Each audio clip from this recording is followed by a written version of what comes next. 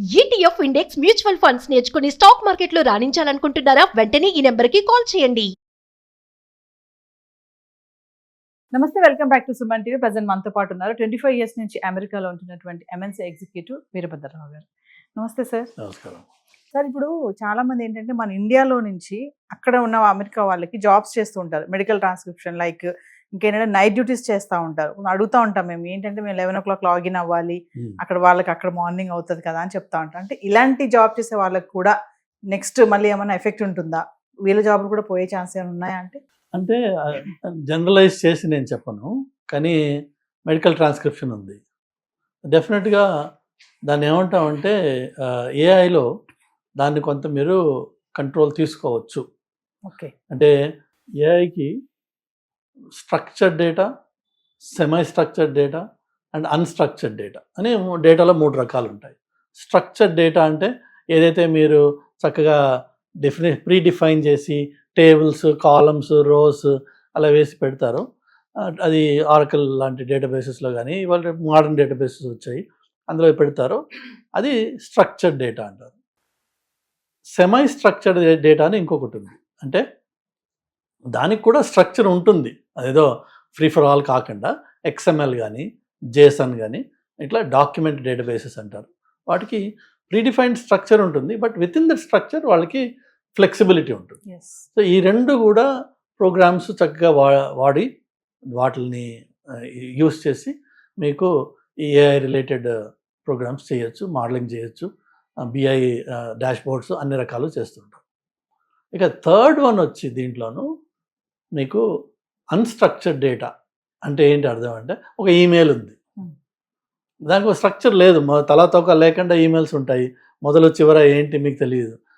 But అందులో keywords మీరు పట్టుకుని అసలు ఈ ఈమెయిల్కి మెయిన్ టాపిక్ ఏంటి, సబ్జెక్ట్ ఏంటి అని చెప్పి దాంట్లోంచి మీరు ఇన్సైట్ని డ్రా చేయొచ్చు.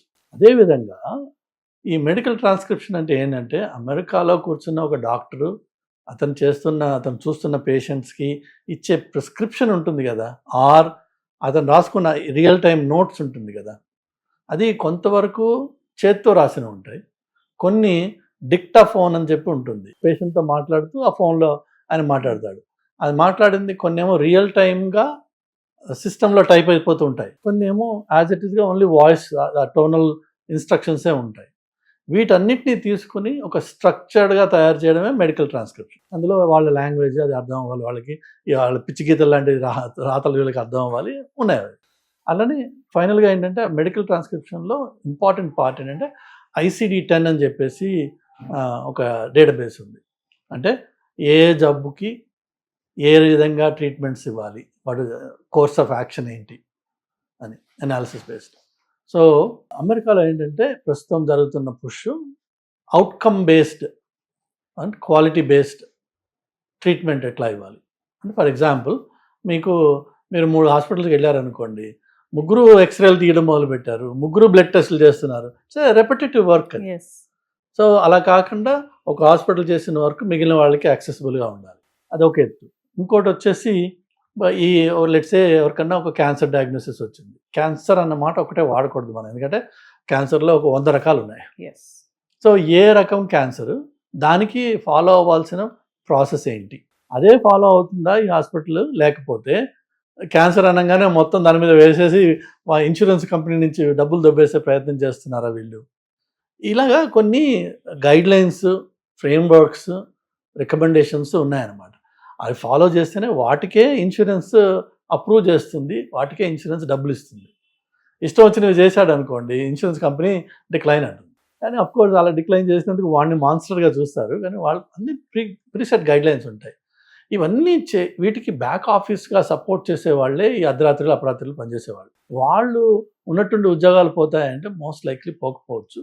కొంత ఏఐ వల్ల ఈ ఆటోమేషన్ మీతో అన్నా కదా, ఏజెంటిక్ ఏఐ వల్ల, అలానే ఈ అన్స్ట్రక్చర్డ్ డేటా ఇన్సైట్స్ డ్రా చేయడం కేపబిలిటీ వల్ల కొద్దిగా మీకు నంబర్ తగ్గచ్చు తప్ప అది ఎలిమినేట్ కాదు.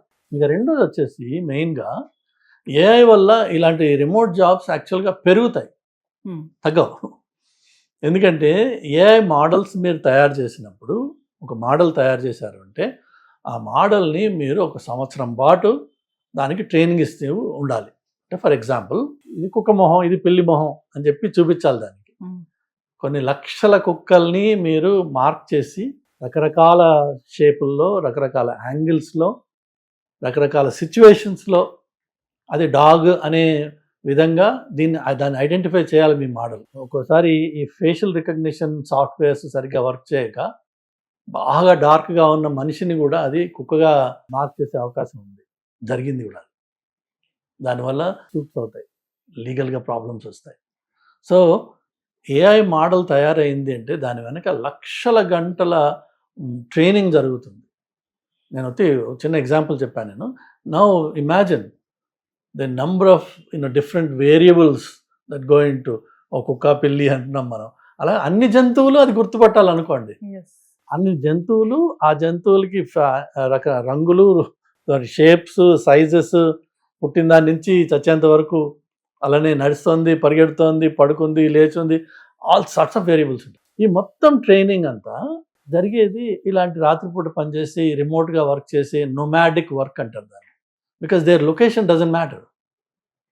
మీరు పోర్చుగల్లో కూర్చుని ఇండియన్ కిడ్స్ హాయిగా ఒక కొత్త కంట్రీని ఎక్స్ప్లోర్ చేస్తూ, ఆ కంట్రీలో మీకు ఇచ్చే ట్యాక్స్ బెనిఫిట్స్ ఎంజాయ్ చేస్తూ ఈ ఏఐ కంపెనీస్కి వర్క్ చేయొచ్చు. ఈ రోజున వర్క్ చేస్తున్నారు.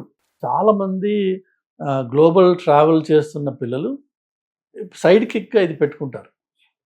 వాళ్ళకి 10, 12, 20, 22 డాలర్స్ పర్ అవర్ చొప్పున సంపాదించుకుంటూ, ఇప్పుడు ఏ కంట్రీలో వాళ్ళు ఉంటారో అక్కడ ట్రెక్కింగ్లని, ఇంకోటని అక్కడ వ్లాగ్స్ చేసి వీడియోలు జనరేట్ చేసి అదొకటి రెవెన్యూ స్ట్రీమ్ మొదలవుతుంది.